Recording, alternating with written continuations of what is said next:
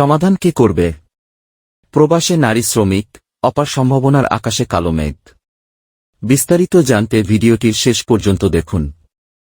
যে সৌদি মালিকের বাসায় গেছিলাম সেইখানে ঘরের মেলা কাজ করতে হইতো, কিন্তু মালিক প্রতিদিন গায়ে হাত তুলত। বাধা দিলে জানে মেরে ফেলার কথা বলত।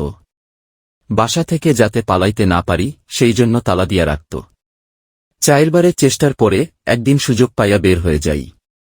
পরে এম্বাসির লোকেরা দেশে পাঠাইছে। উপরের এই কথাগুলো হুনুফা আক্তারের ছদ্মনাম।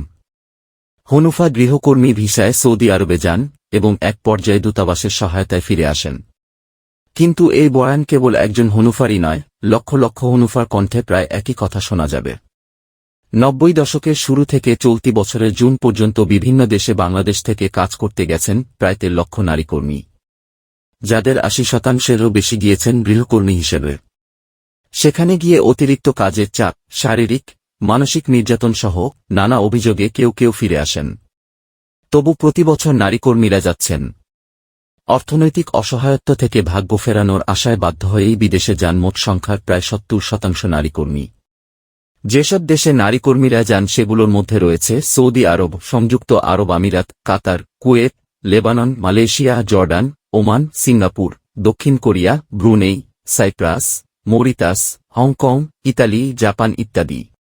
তবে বাংলাদেশ থেকে অভিবাসী নারীদের বড় অংশ গৃহকর্মী হিসেবে সৌদি আরব যান। বিপুল সংখ্যক নারী বিদেশে গেলেও কোনো অবস্থায় কর্মরত আছেন।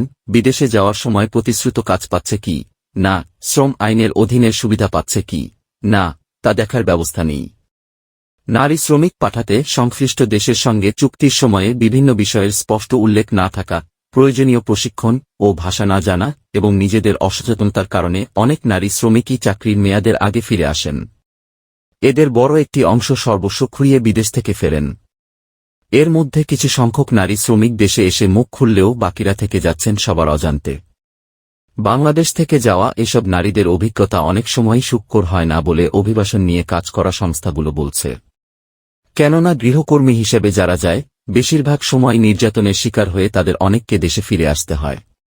যদিও অন্য কাজের ভিসায় গিয়ে সফলভাবে দেশে ফেরার গল্প রয়েছে নারী কর্মীদের, তবে তা সংখ্যায় এতই নগণ্য যে সেটি শতাংশের হিসাবেও ঠাঁই পাবে না। ফলে শারীরিক নির্যাতনের কারণে গৃহকর্মী হিসেবে নারী শ্রমিকদের বিদেশ যাওয়ার সংখ্যা সাম্প্রতিক সময়ে কমেছে বলে জানাচ্ছেন অভিবাসন কর্তৃপক্ষ। জনশক্তি কর্মসংস্থান ও প্রশিক্ষণ ব্যুরোর দায়িত্বরত নাম প্রকাশে অনিচ্ছুক একজন কর্মকর্তা জানান, বিভিন্ন শারীরিক নির্যাতন, নিপীড়নের অভিযোগের কারণে নারীদের অভিজ্ঞতা ভালো না। তাই গৃহকর্মী হিসেবে নারীদের বিদেশ যাওয়া কমেছে। কারণ এ পেশায় নারীরা প্রশিক্ষণ নিয়ে যায় না। এর প্রভাব পড়েছে পুরো সংখ্যায়। কিন্তু অন্য পেশায় প্রশিক্ষণ নিয়ে নারীরা যাচ্ছে। তাই আমরা মনে করি নারীরা বিভিন্ন পেশায় প্রশিক্ষিত হয়ে বিদেশে যাক। দেশের বিভিন্ন জেলায় ভোকেশনাল ট্রেনিং সেন্টার রয়েছে, তারা সেখান থেকে প্রশিক্ষণ গ্রহণ করতে পারে। এদিকে অভিবাসন খাত সংশ্লিষ্ট ব্যক্তিরা বলেছেন, সৌদিতে নারী কর্মী পাঠানোর আগে প্রশিক্ষণ বাধ্যতামূলক থাকলেও তা কোনো কোনো ক্ষেত্রে মানা হয় না। আবার প্রশিক্ষণের মান নিয়েও প্রশ্ন রয়েছে। প্রতিবছর অনেক নারী দেশে ফিরে নির্যাতন, নিপীড়নসহ নানা অভিযোগ করছেন। এ কারণে নারী কর্মী পাঠানো কমে গেছে বলে মনে করছেন তারা। দেশের বিদ্যমান অভিবাসী আইন সংশোধন হলেও নারীদের সুরক্ষার বিষয়টি তাতে আলাদা করে বলা হয়নি। বিদেশে নারীদের নিরাপত্তা নিশ্চিত হয়নি। এখনও নিয়মিত নির্যাতিত হচ্ছেন তারা।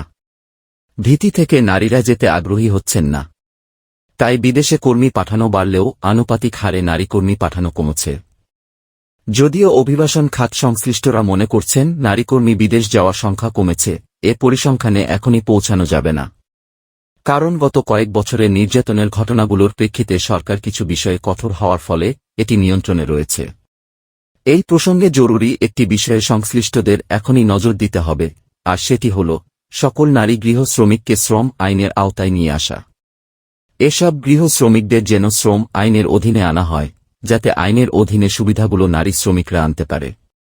বিদেশ বিভুঁইয়ে নারী শ্রমিকদের শ্রম অধিকার অক্ষুণ্ণ রাখার জন্য এবং তাদের নিরাপত্তা নিশ্চিতের জন্য এ দাবি আমরা উত্থাপন করতেই পারি।